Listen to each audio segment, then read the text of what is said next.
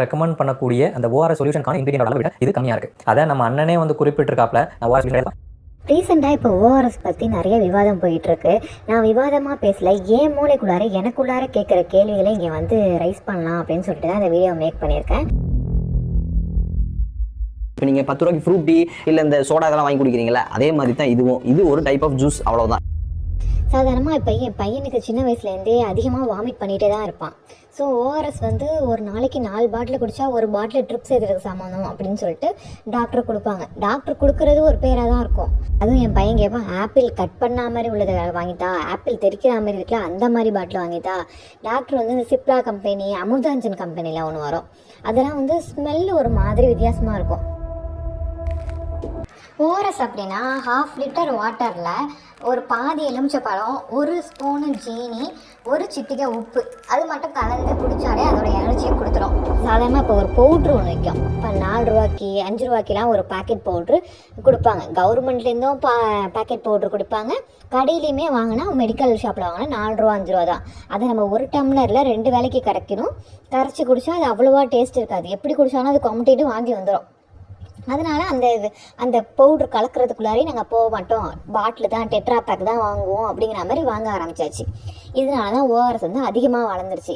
இப்போ புள்ளோலாம் என்ன பண்ணுறாங்க, அது டாக்டர் சொல்கிற ட்ரிங்க் தானே, அதனால் நான் ஃப்ரூட்டி ஜூஸ்க்கு பதில் அந்த ஜூஸை வாங்கி குடிச்சிக்கிறேன். இந்த மாம்பழ ஜூஸை குடித்தா உடனே வயிற்று வலி வந்துடும், அதுக்கு நம்ம ஓஆர்எஸே வாங்கி கொடுத்துடலாம் அப்படிங்கிற மாதிரி தான் அந்த ஓஆர்எஸ் வாங்கி கொடுக்க ஆரம்பிச்சாச்சு.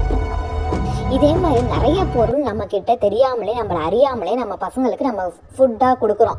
ஆனால் அது உடம்புக்கெலாம் கெடுதல். சாதாரணமாக இப்போ ஹெல்த் ட்ரிங்க்னு சொல்லிட்டு ஒருத்தவங்க சொல்கிறாங்க, நான் டால் ஆகிறேன், ஷார்ப் ஆகிறேன், ஸ்ட்ராங் ஆகிறேன் அப்படின்னு சொல்லிட்டு. அதில் ஹெல்த் இருக்குதுன்னு நினைக்கிறீங்களா? அது சும்மா வாயில் போட்டு பாருங்கள், அதில் எவ்வளோ சுகர் இருக்குன்ட்டு.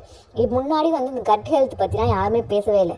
இப்போ கட் ஹெல்த்தை பற்றி நிறையவே பேசுகிறாங்க. அப்படி இருக்கக்குள்ள சுகரை வந்து இவ்வளோ தான் நம்ம இன்டேக் பண்ணணும், சுகரை நிறைய எடுக்கக்கூடாது, அதனால் ஒபிசிட்டி ஆகுது, டயபெட்டிஸ் ப்ராப்ளம் வருது, சின்ன பசங்களுக்கே டயபெட்டிஸ் வருது, அப்படிலாம் எவ்வளோ நியூஸ் நம்ம கேட்டுகிட்டே தான் இருக்கோம் ஒவ்வொரு நாளைக்கு. சில பேர் வந்து நான் சாப்பிட்லையா சின்ன பிள்ளைலேருந்து, உங்களுக்குலாம் எங்கள் அம்மாலாம் கேட்பாங்க, சின்ன பிள்ளைலேருந்து உங்களுக்கு கொடுத்து வளர்க்கலையா, நீங்களாம் சாப்பிடாம தான் வளர்ந்து வந்துட்டீங்களா அப்படின்ட்டு. அப்போ உள்ள ஜென்ரேஷனில் 30-40 வயசில் ஹார்ட் அட்டாக்கு, 20 வயசில் ஹார்ட் அட்டாக்லாம் நம்ம கேள்விப்பட்டதே கிடையாது. நம்மளோட ஃபுட் ப்ராசஸை ஏதாவது ஒன்று மாற்றி சேஞ்சஸ் பண்ணியே ஆகணுங்கிற அளவுக்கு நம்மகிட்ட கட்டாயம் வந்தாச்சு. அதனால தான் இப்போ ஆன்லைனில் வந்து ஏபிசி மால்ட் விற்கிறது எல்லாமே ரைஸ் அதிகமாக விற்க ஆரம்பிச்சது காரணமும் அதுதான். நம்ம ஏதாவது ஒரு ஹெல்த்தாக நம்ம பிள்ளைகளுக்கு கொடுப்போம் அப்படிங்கிற ஒரு மைண்ட் செட்டுக்குள்ள வந்து அடுத்து இந்த பிஸ்கெட் வந்தாச்சு. பிஸ்கெட் இல்லாமல் எங்களாலாம் இருக்கவே முடியாது. நானே 3 வேளைக்கும் பிஸ்கெட் சாப்பிடுவேன்னு வச்சுக்கோங்களேன். அப்படி இருக்கக்குள்ளேயே பசங்களுக்கும் நான் பிஸ்கெட் கொடுப்பேன். என் பையனுக்கு வந்து இந்த பால் பிஸ்கெட்டு 4 பிஸ்கெட் சாப்பிட்டா 1 டம்ளர் பால் குடிச்ச சமம் பாருங்க. அது வந்து 10 ரூபா பிஸ்கெட் சாப்பிட்டா உடம்புக்கு ஒத்துக்கும்.